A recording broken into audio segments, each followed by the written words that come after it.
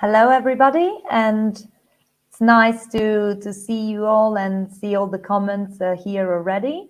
I'm Romina, and welcome to today's session.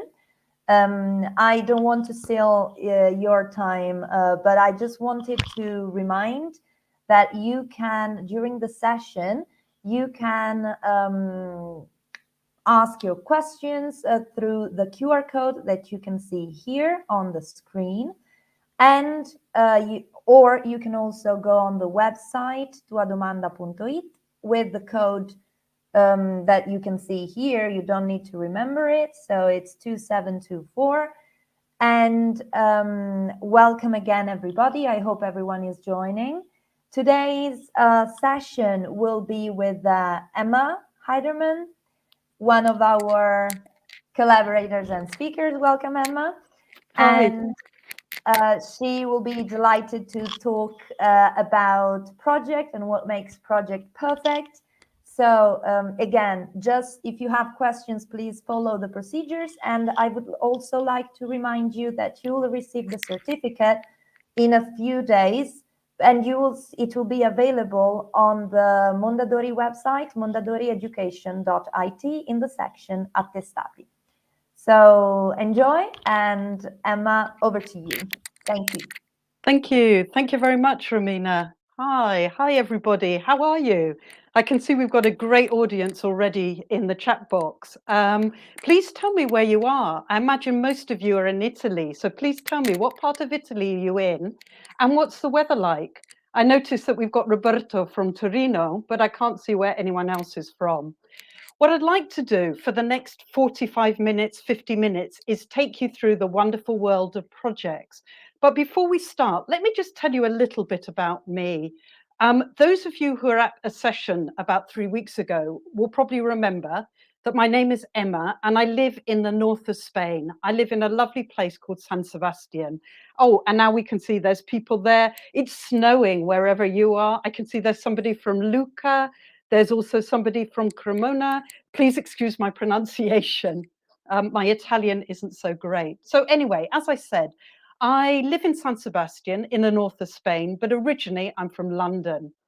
I'm a teacher by heart, so that's where I am in my heart, but also I'm a writer, and I've collaborated with Macmillan and Mondadori on a new book for middle school. I'm also a teacher trainer, and I also work with schools on their academic programs. But as I said, what really gets me going, what really makes me passionate is teaching. I love teaching. And what we're going to look at today is projects, and we're going to answer my question, what makes projects so great? So let's make a start. What we're going to do in this session, as I said, for the next 45, 50 minutes is look at 4 things. First of all, we're going to begin by thinking, well, what is a project? Then we're going to look at what are the great things, what are the cool, awesome things about projects? Then we're going to look at some of the considerations. What do we need to think about when we're doing a project? And then obviously, you probably want to see some examples. If I'm going to do a project, can you show me some? So at the end, I'm going to show you one project I did with my own students, and then we're going to look at a couple more together. And then at the very end, for the last 10 minutes, there will be an opportunity to ask me questions. So if you have any questions, please write them in the chat box. And at the very end of the session, we'll come back and we'll answer some of them. Okay, so hang on to your seats and let's get going. Let's begin with what is a project? So I want you to put your thinking hat on. I want you to scratch your head like this little person here and think about what is a project? I'm going to show you a page from a course book. Here you go. It's a reading section. There's information about the Netherlands. It says the Netherlands, it's a great place for teenagers. And then there are 4 different sections. One is about the country facts. Another one is about Thomas, who lives there. Another thing has information about food, education. And number 4 are some interesting facts. At the very bottom, there are some exercises for students to do, which says things like, look at the 4 texts, find information about. And my question here is, Is this a project? Now, I'm not going to answer that question yet because I'm going to show you another page from a course book. Okay? And I'm going to ask the same question. So again, put on your thinking hat, have a think, and have a look at this page. Is this a project? So what we've got here is a menu from a very expensive, well, it's not that expensive. It's the lunch menu from a hotel. So we've got the Majesty Hotel, and in pairs, the students have to ask each other questions about the menu. So what time is the lunch? Is there any vegetarian food, etc. And then in the next exercise, there's a WDYT, which is what do you think? And the students have to think about how they could improve this menu. So my question here is, and again, put on your thinking hats, is this a project? I'm going to give you 10 seconds to think. Now, my answer to both my questions about page number 1 and page number 2 is no. They're not projects. They were exercises, quite interesting exercises from a course book, but they're not projects. Why? Well, I think they're not projects because of these reasons. So what is a project? What I did was I went into the internet and I found a very long definition of what is a project. I put it through a program and came out with these words. So have a look at these words on the mind map and have a think, have a look. And there are some key words here that make things projects. So number 1 is this one. Number 1 is real life. So to my mind, a project has to solve a real life problem. So in a course book where we ask students to look at a menu and talk about what they like and what they don't like about it, not a lot of real life stuff going on there because the menu was designed for the course book. So the first thing is it needs to be connected to real life. Number 2, there needs to be some kind of final product. So the students need to be looking at a real life problem. And at the very end of this long process, they need to come up with some kind of product together. 2 more words are very important. Number 3 is learner-centeredness. This means that the learners or the students are at the middle of the learning and they have quite a lot of choice in there. They can decide where they're going to take things. Now, when we go back to the example of the menu, they just had to look at one menu and improve it. There was some choice. They could decide how they were going to improve it, but there wasn't a lot of choice there. And the final thing that I think is very, very important for a project is this word, facilitator. And that will be the role of the teacher. So our roles, when our students are working on a real life problem, they're producing a final product, it's all about them. And what we do is we facilitate or we guide the learning. We help them to find the final end. And that for me is what a project is. And the first 2 examples were okay coursebook pages, but they weren't projects. Now, if you'd like a better definition, have a look at this one.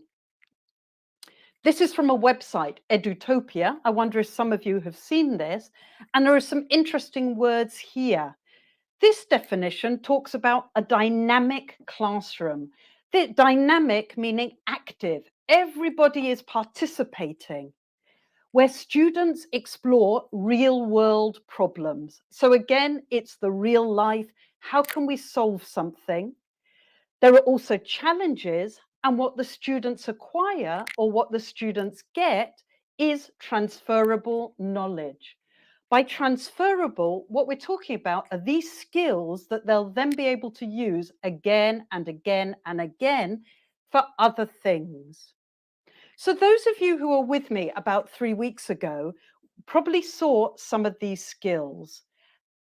And some of these skills were things like creativity, problem solving, and collaboration. And this is what makes projects so great, because when we bring these projects together, we bring together all of these things. We bring together creativity, we bring together the problem solving, and we also bring together the collaboration. Now, if the students can come up with something very, very good, we're also going to boost their pride and also their self-esteem. So they're going to feel more confident and better about themselves. Something else. If they enjoy doing the project, it's going to be memorable and they'll remember things for a long time, meaningful in the way that it's going to have meaning for their life. So if we take a restaurant menu and we ask them to discuss it, it's invented, it's not their restaurant, there's no meaning for them. But if we do another project which is connected to their own town and it has meaning, this will be a lot more memorable. Two more reasons why I think projects are so great: that we're teaching them how to learn, and hopefully our students are going to become more autonomous. And the final thing I think is it's a holistic approach. What we're doing is we're looking at the whole student and we're looking at the whole learning. Now, Tizana has made a very good point. If the students had to prepare menus for their own restaurants, that would be a project. You're absolutely right. And towards the end of this session, we're going to go back to those 2 course book pages and look at how we could then make them projects. Now, the final reason why projects are so great is because it brings together all those lovely C's of 21st century learning. And those of you who are with me 3 weeks ago will remember we looked at critical thinking, which is helping students learn how to think, not what to think, but how to think. There's the creativity and collaboration, which we've already talked about. There's communication, learning how to talk with their project groups, how to use their projects to communicate something. Computing will probably come into it because they're going to need to present it.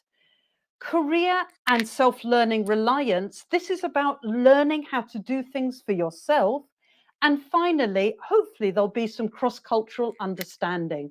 Because if we do a project where students have to compare different cultures, or perhaps if we go back to the menus, they could compare menus from different countries or choices of food from different countries, we're hopefully working on cross-cultural understanding. So these are my reasons for why projects are so great. I hope you agree with me. So let's move on, and now let's look at what the considerations are. So if we're going to set up a good project, what do we need to think about? And what I'm going to do is organize this into 4 main categories. Number 1 is participation, because what we talked about was a project needs to be dynamic. Everybody needs to be involved. So the first consideration is, are all our students going to work on the same theme and produce the same outcome? Well, we talked about students learning to learn and having some choice. So what's going to be easier, I think, is if we all work on the same general theme. So if the unit theme is food, we choose that as our general theme and everybody is working on that theme. But we could have different outcomes. So if we talk about food, somebody could produce an ideal menu. Another group could maybe produce a podcast. Another group could produce an advert for their favorite restaurant, etc., etc.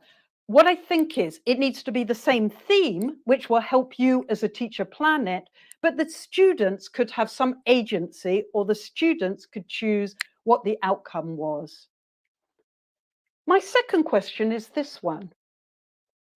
Should the students work alone in pairs or in groups?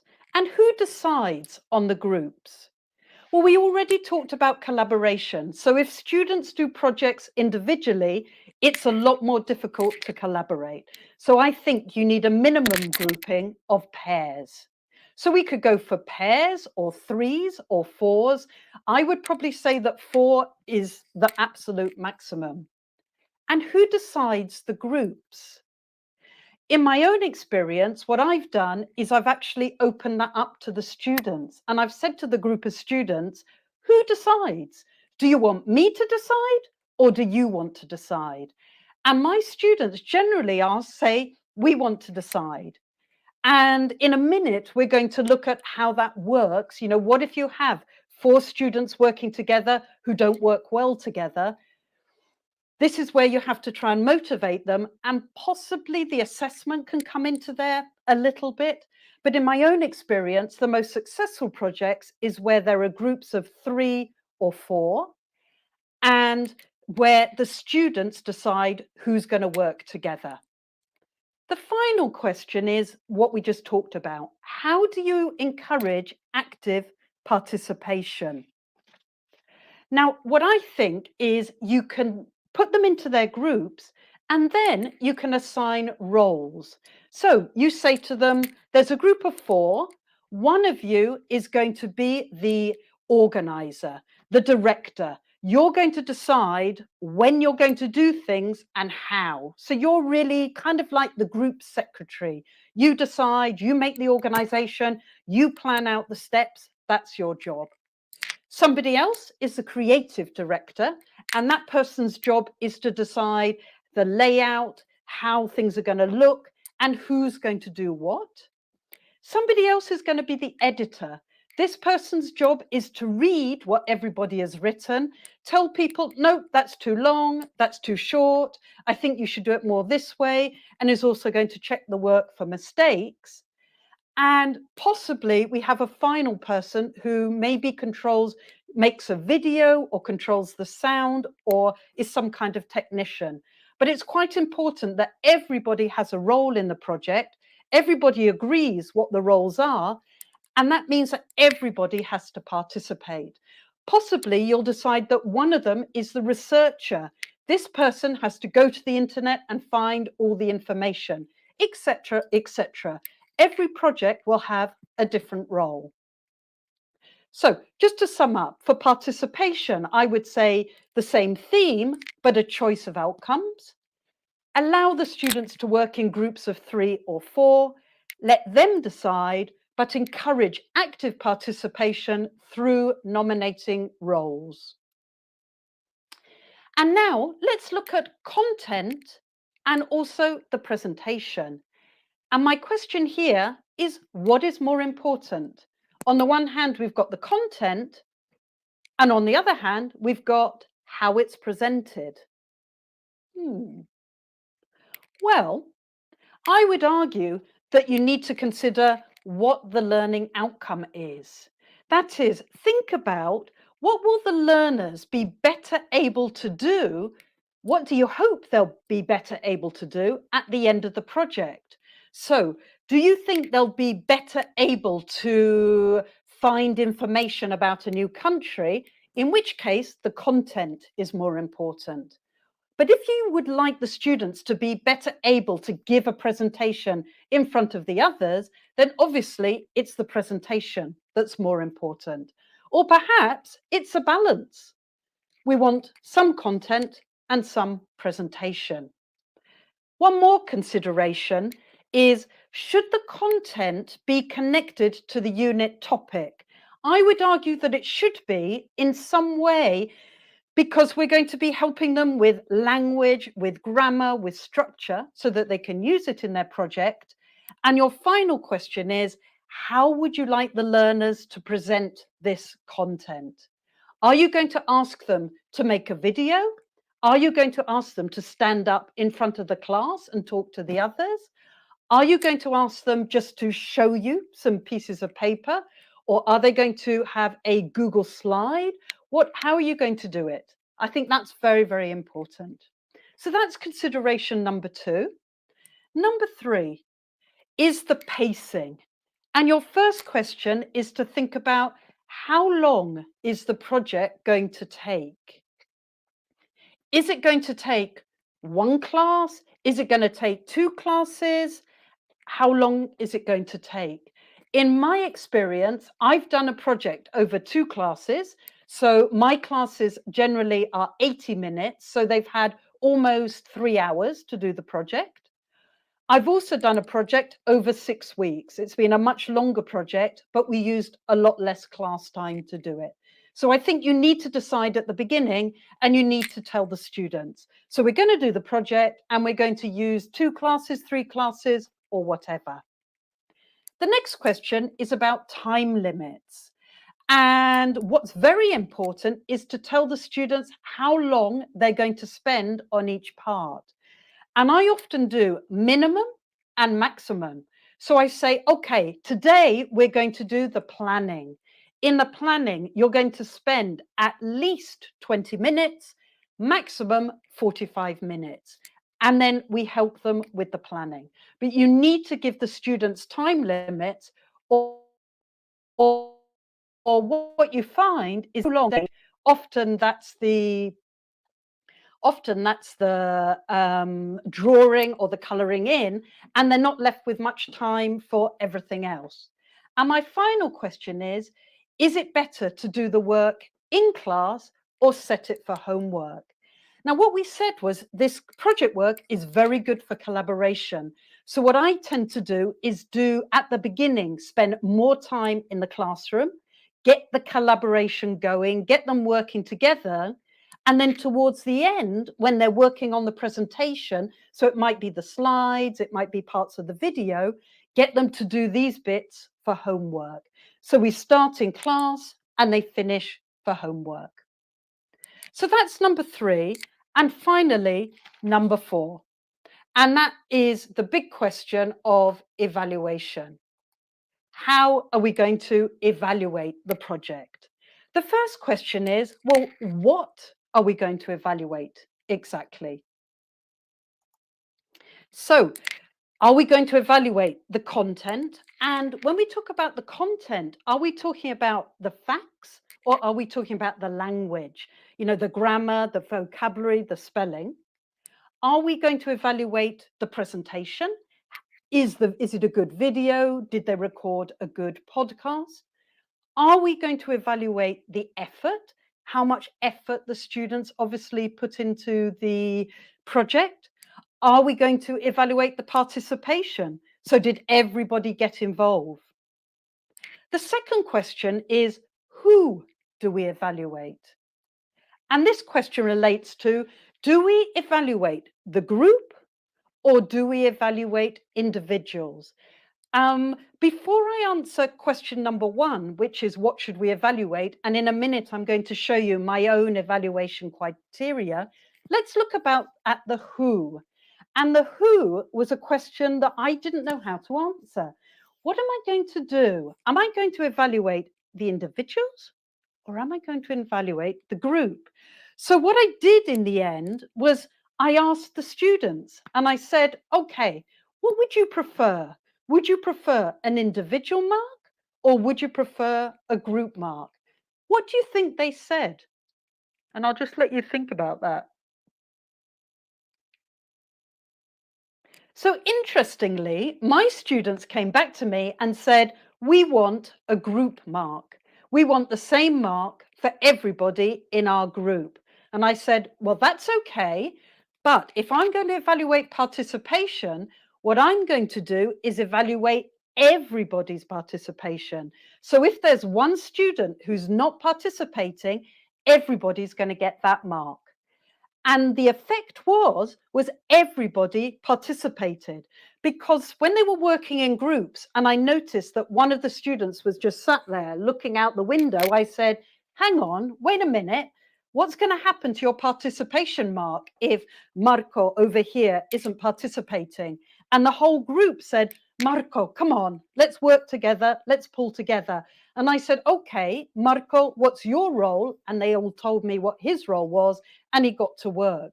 So the advantage of a group evaluation is it means the peer pressure brings everybody on and everybody was participating. Now, obviously, there are going to be different levels between the group, and you have to bear that in mind and be very sensitive to the fact that there'll be some students who need a little more time to get to places, and you just have to take that into account and not to penalize the whole group because one student needs a little bit more time to get working or get going or whatever. And the final question is, how do we mark this and how do we give feedback to our students? So do we give them a mark? Do we give them a 5 out of 10, 9 out of 10? Or maybe we give them a report, so we write something. Or maybe we just put ticks and a smiley face. To my mind, if we've got a good set of projects going and the students have worked really, really hard, they deserve feedback. And I think they deserve more than a smiley face and a tick. All of them want, in my experience, in Spain, where I work, the students want a mark. So they all say to me, Emma, did we get an 8? Did we get a 9? They want a mark. But something else I always do is I always write a report. And a report I do individually. So I write a kind of group report, which they all get. So your group worked really hard. The content was fascinating. In particular, I liked. The presentation was great. And then each student gets a little comment at the end. Your presentation on the facts was spectacular. Well done. You spoke and everybody found it interesting. And I give them about 40, 50 words each on a little report. And I think that's quite important to recognize the kind of effort they've been to. So my students get a mark and then a mini report, a mini piece of writing telling them what was good as a group, an individual evaluation, and then possibly something they can improve on for next time. So it might be, but next time you might consider speaking a little slower, you might consider using more slides, you might consider, etc., etc. So let's go back to what should we evaluate, and I'm going to show you my criteria. This is the criteria I used. So what I did was I took a total mark of 20 and I divided it into 5 categories. At the top, you can see the project. What the students had to do was write an advertisement for a drink. And then the top was the content and the bottom was the presentation. So we have 2 marks for the content, 2 marks for the presentation, and 1 mark for effort participation. So we've got a mark for the content, a mark for the language. Then we've got a mark for the pronunciation when they did the presentation. We also had a mark for interaction. This was when they gave the presentation, they also had to answer questions from the audience. So I gave them a mark on how well they answered the questions and also how well the group spoke together, interacted with each other when they were preparing the project. And that gave them a mark out of 20. I showed this to a group of teachers, and the group of teachers in my school felt there were too many marks for cooperation. They felt that this mark was too subjective. Did the students participate actively in the project? They felt that if I gave them 4, which probably I did give them, it would make the mark too high. That meant that everybody ended up with about 16 out of 20, which is about an 8. And my teacher said, oh, we would get rid of the cooperation and do everything else out of 5. I'm not so sure. I don't know what you think. I don't know if you give a mark for participation, but I think we should reward our students for participating and working well together. Having a look at this again and thinking a little bit about things like critical thinking, collaboration, communication, what I think is missing is that the teacher is doing all the evaluation. I think we should also be asking our students to do some of the evaluation, getting them to think about their own work and think about other people's work. So I came up with this, which is a peer review. I apologize, it's quite small, but what the students have are 4 boxes. And in each box, they look at the different projects and they give each project a mark for content, communication, organization, and the use of language. Well, they don't actually give a mark, they just draw an X along these lines, where on one side is very good and on the other side is not good.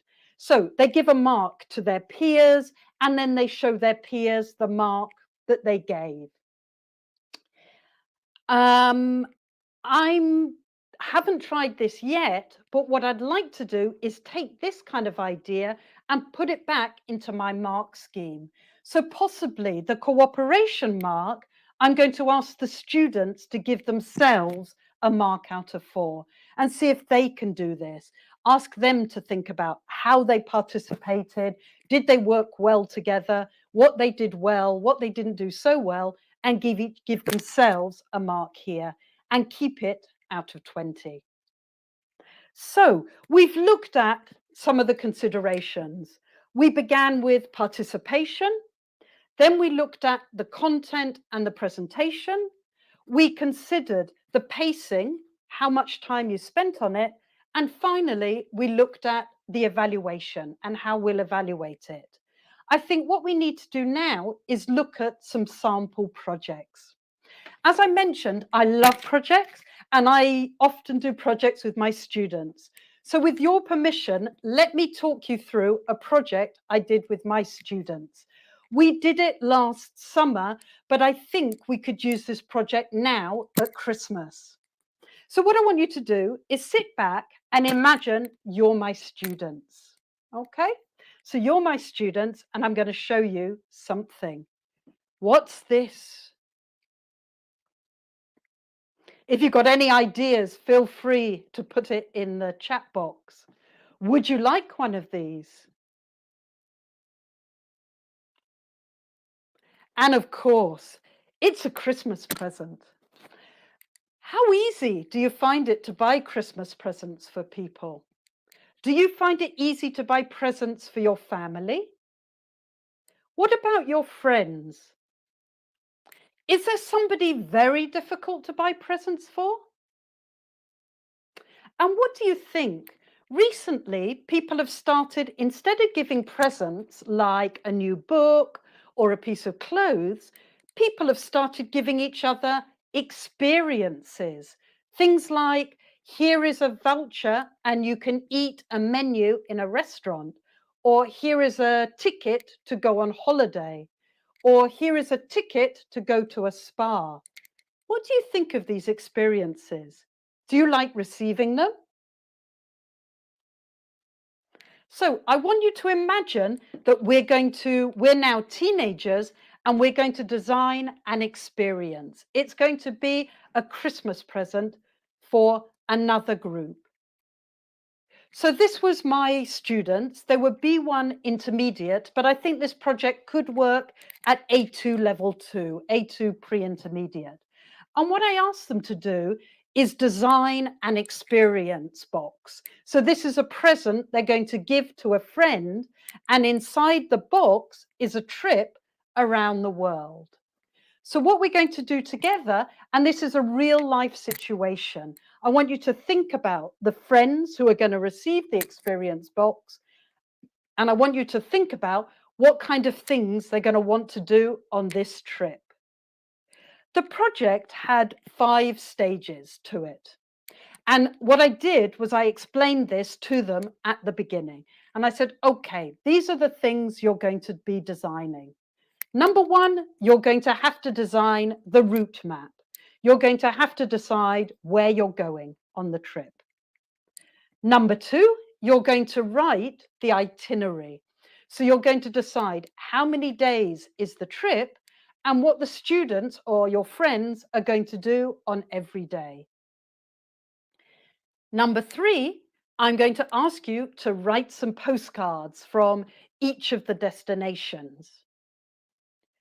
Number 4, you're going to design a scrapbook page. Now, at this point, the students looked at me and said, "What's a scrapbook page?" And I said, "Don't worry. When we come to step 4, I'll show you." The 5th step is I'm going to ask you to write 2 or 3 reviews, similar to a Google review or TripAdvisor review from maybe one of the attractions you go to or one of the hotels or possibly from a restaurant. So you're going to design the box. In the box, we're going to put these things. And what I want you to do is present the box to the class on the 21st of December. Now, how I want you to present it is you're going to come to the front of the class and you're going to show your route map in a presentation. So I want you to do a presentation. I decided that everybody was going to do the same thing because I felt it was going to be easier with this particular class. Okay, so we've got a month to prepare this. This was the 21st of November, and we had a month, and I said we're going to begin by using some of the class time, and then the rest you're going to finish for homework. But what we're going to do is step by step by step together. So the first class, we're going to think about the route. So I want you to think about your route and I want you to choose at least 5 destinations. And what I did next was I gave each group of students a route map. I apologize. I forgot to mention, as I said to the class, I would like you to work in 4 groups. Can you organize yourselves into 4 groups? And they did it, and they did it perfectly. I had 16 students in the class, and they organized themselves into 4 groups. And somehow there was no argument. Everybody was in a group, and I didn't have to go around saying, okay, you're going to come and work here. They did it on their own, and they got themselves into the 4 groups. So in each group, I gave them the map. And I said, what I want you to do next is I want you to plan your destinations. So I'd like you to look at the map and think of 5 countries you or another teenager would like to visit. And I want you to draw the map. And this is where the time limit was very important. We were at the end of the class. There were 15 minutes left. And I said, you've got 15 minutes. Go. And I gave them 15 minutes. And for the last 15 minutes, they worked together and they drew the map. And I kept telling them, come on, only 10 more minutes. Oh, you've only got 3 destinations. Come on. And at the end of the class, most of them had the map. The students who didn't have the map, I said, okay, we need that map done. So you can either come early to class next class, or you can take it home. But if you take it home, you have to make sure you bring it back because I don't want to lose the map. So off they went. Some of them took the map with them. Some of them left the map in the classroom, and the first stage was done. Stage number 2 was possibly the longest stage because what they needed to do next was write the itinerary. They needed to decide how many days they were going to be away. Was it going to be a 5-day trip, a 10-day trip, a 30-day trip? But I warned them, if you have a 30-day trip, you're going to have to write a lot of information. I recommend between 10 and 15 days. Now, obviously, the students were now saying, oh my gosh, how do I do it? How do I do it? I can't do it. So what I did was I showed them this model. But what do you notice about my model? And I'm just going to drink some water while you look.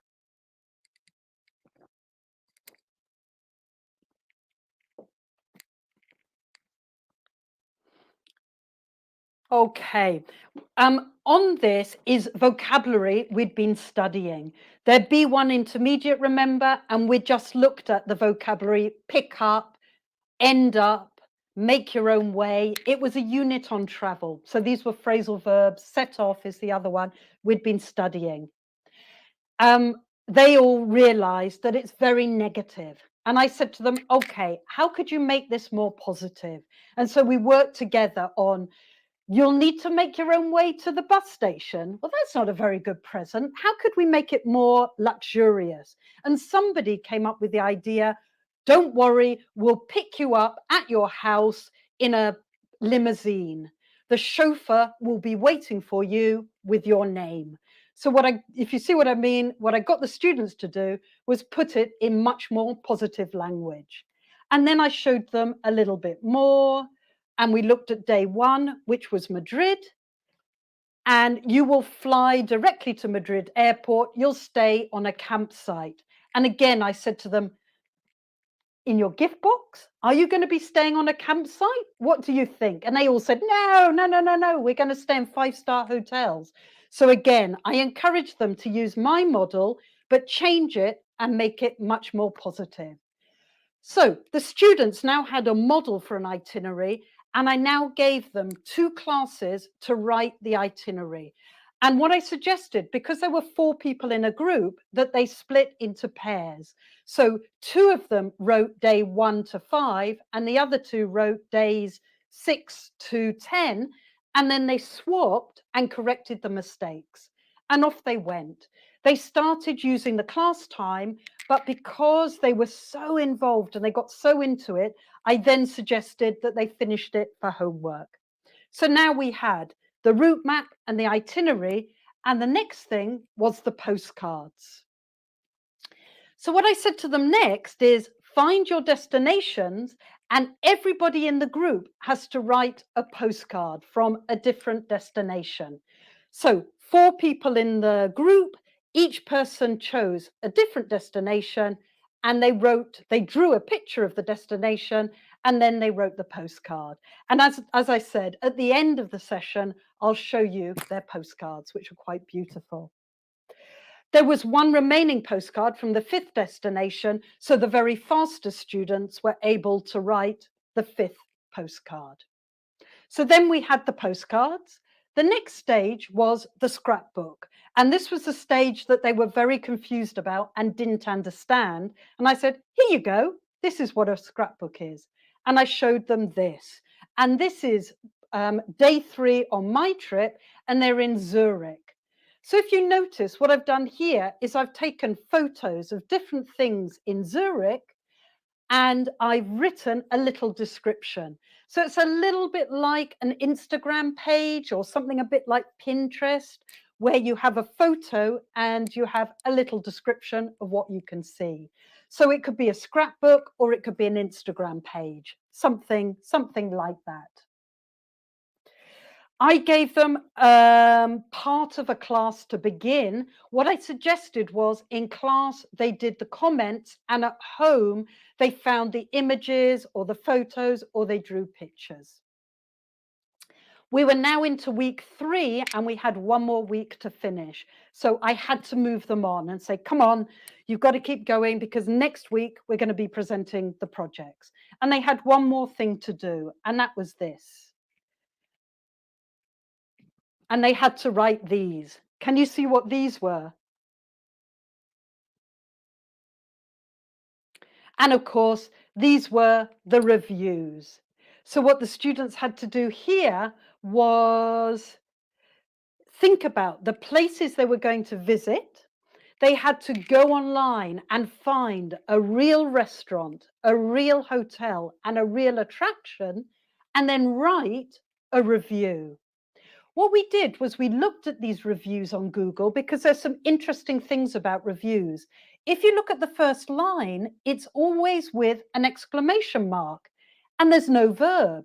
So we kind of looked at the fact that you can begin a review with a very nice, there's even a spelling mistake in this one. It should be a very nice and clean zoo.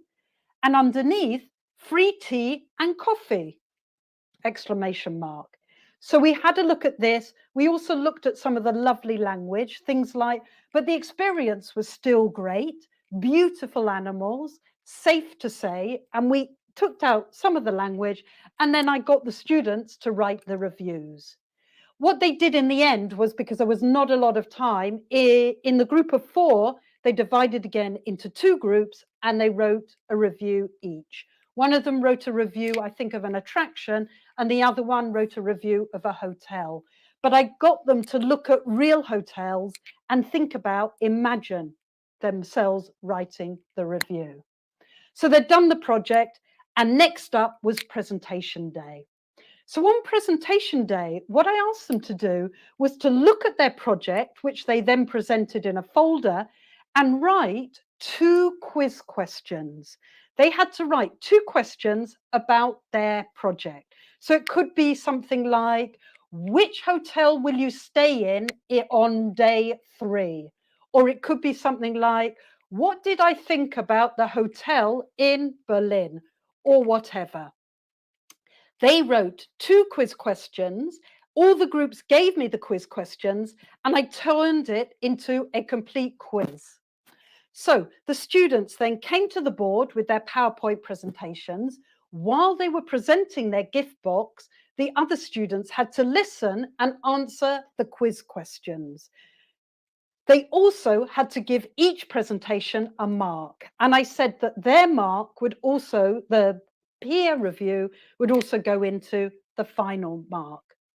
And that was it. And that was the project. And everybody came out feeling motivated, happy, and it was a great way to finish the term.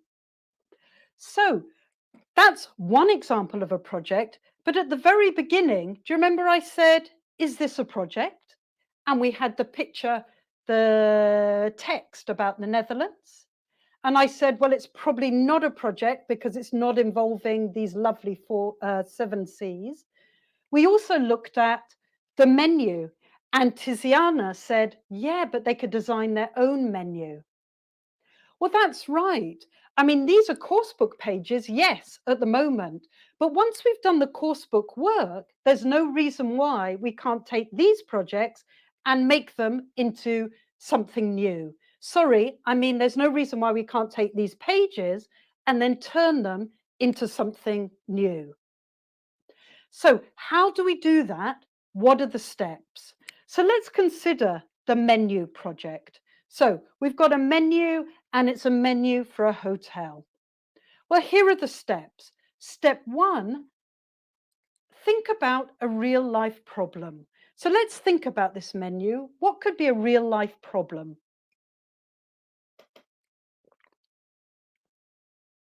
So what I've come up with is, imagine that your school dining room wants to produce a menu that is suitable for everybody in the school. Or imagine your sports centre wants to produce a menu that is suitable for everybody in the town. Or imagine a new restaurant is going to open and wants to produce a menu that's suitable for everyone. I like the school idea because I'll tell you why, because it's going to become a real life problem. So let's take the school idea. We're going to create a menu which will be suitable for everybody in the school. So step 1, we've got our real life problem. Step 2, we're going to now do the planning. We're going to start thinking about how we're going to do the project. How are we going to get to a menu that is suitable for everyone? So what I thought is the students could design some kind of survey, a survey on food choices, where they interview several students in the school and find out what sort of food they like, what food they don't like, do they have any allergies, how they would change the food, etc., etc. So in the thinking stage, this is where the students are thinking about how are they going to solve the problem. Step 3, they're now going to plan the action. And this is where the director comes in. And the director is going to think about how much time have we got? What are we going to do in each step? So if we're going to do the food menu, number 1, we're going to need to write a survey. When do we need to write the survey by?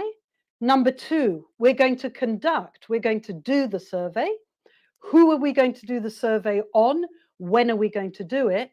Number 3, we have to collect the results, look at the results, and design the new menu. And number 4 or number 5, we have to present the menu to the class. So in step 3, the students together are organizing a kind of planner. When are we going to do things? Who's going to do it? And when are we going to get it done by? Number 4 is the creation stage. This is where we're going to send our students out and they're going to do their plan. So they're going to do their survey, they're going to analyze their results, they're going to create the menu, and they're also going to decide on how are they going to present it to the class. Are they going to just stand at the board with a PowerPoint? Maybe they're going to do a video where they interview students in the school, interview people to find out their reaction to the video. Maybe they're going to create a podcast. How are they going to do it? And step 5 is they're going to come back into the class and they're going to present their project. At this stage, this is where the teacher comes in, and the teacher has to think about, and how am I going to evaluate it? Am I going to evaluate it? Are the students going to help me evaluate it? What will be the final mark? And that would be my project. Okay, I'm getting to the end of my presentation. Just a couple more things. Thank you very much for listening. I've got a couple of references. The first 2 are some articles about teaching projects. And if you're interested in the 2 pages I showed you, one of them was a page about the Netherlands and the other one was a menu. These are all taken from a new secondary school book, which Macmillan is about to bring out. So thank you very much for listening. What I think I'm going to do now is just show you the projects. So Alessandro, if you don't mind, thank you very much. I'll now show you the projects. So this is one of the groups. Okay, and what they did was they presented it on paper and they did a presentation. And let me go into the project. So they've got, I hope you can see this, they've got the route map, they've got the itinerary, and as you can see, they went into quite some detail about what they'd be doing on each day, and they also got some photographs from the internet. The next stage was their scrapbook, and these students decided to draw it. So here's their picture of Egypt. I don't know how they got from Brazil to Egypt, but anyway, that's what they did. Over here is the reviews. And as you can see, they're talking about the hotel, and they're also talking, both of them are about hotels. And then finally, here are their postcards. So they did 2 postcards, one from New York and one from Brazil. At the very back are their quiz questions that I was talking about, and they decided to do multiple choice quiz questions. So that was one of the projects. And I just want to show you a second project, which was a much larger group. I think it was this group. Okay. Now this group, there were 4 students in this group. And one of the students in particular was one of those students who is quite slow to get going. And she needed quite a lot of encouragement to get involved and take part. But once she took part, she just loved it. And the section she particularly enjoyed was, she did this one. So this is the scrapbook, and she did this on her own and spent absolutely hours on finding information about Japan, writing about Japan. So that's her scrapbook. And then with the postcards, let me just show you her postcard, which was very, very nice, Tokyo. And then on the back, she wrote all about what she'd done in Tokyo. And she absolutely loved doing that. So that was the second project. So thank you very, very much for listening to me. I wonder, Romina, are there any questions? We have about 5 more minutes. Thank you. Thanks, Emma, for your session, because it's been really, really interesting. I can see lots of comments saying that as well. There's actually a very interesting question, in my opinion. Maybe we have time only for one. So at some point, you talked about peer review. And there's a question about the real advantages for both students and teachers of peer review. If you could say something maybe related to that. Yeah, yeah. So what's the advantage for, let me begin with students, because in the end, everything is about the student. What we're there for is for the student to learn. And we are also talking about the 7 C's of 21st century learning. So what skills can we help them with? So if we ask students to be critical, to think about how they performed, and also to think about how others are performing, what we're doing is we're helping them develop things like critical thinking, collaboration, and then also, very importantly, communication. Because obviously giving your peer feedback is quite difficult. To say to someone, I thought that was rubbish, is not good communication and it's not good feedback. So learning how to be gentle with your peers, how to be supportive, how to say, I really liked the way you did this. I really like that. Have you thought maybe next time of doing this is a very, very good skill for the students. And I think asking students to think about how they've performed also helps them be more active in the whole process. As for the teacher, benefit for the teacher, often we get an overall picture of the students and we think those two are participating quite well, and maybe we miss something. So maybe if a couple of students said, no, actually, we think we participated really, really well, and you say to them, well, how? Tell me. And they can say, well, we did this, this, and this. You might actually say, you're right. You did do that really well. So I think it's probably beneficial for both. For both, absolutely. Yeah. Maybe we have time for just another one, which is, are projects good for all ages, or are there particular maybe sections we should focus on? Yeah, that's a great question. I would say they're great for all ages. I mean, obviously, those of you who can still remember being in primary school, we did some great projects in primary school. I mean, I can remember we had to grow plants, right? We had to put an avocado into soil and watch it grow. And so that was primary school. In secondary school, I think it is important, especially if we take the real life problem. So we think about something that's important for the students' lives. I think it's a great way of making things more memorable and more meaningful. My next question is for adults. You know, if we're talking about, you know, if any of you teach professional training, how useful is a project? I think if we take maybe a business project where the students have to develop a product together, they have to construct the plan, the strategies, etc., then I think it is relevant. So I think what I'm trying to say is yes, but each project has to be suitable for the age. Absolutely, absolutely, yes, totally agree. Okay, so I don't see any other question so far. Let me see if there are others here.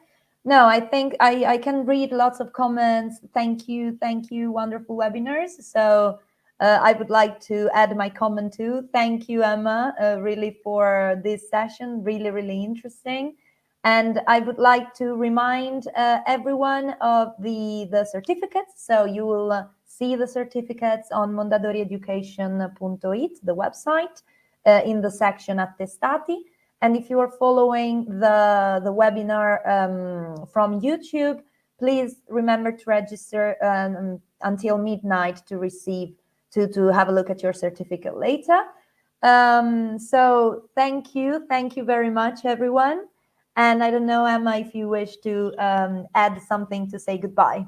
Yeah, well, thank you ever so much, everyone. I noticed you went quiet for about 20 minutes, the audience, but I can see that you are all very much there and listening. All I can say is best of luck with your projects, and let's keep in touch. Absolutely. Thank you, everyone. Have a nice evening. Yeah, bye.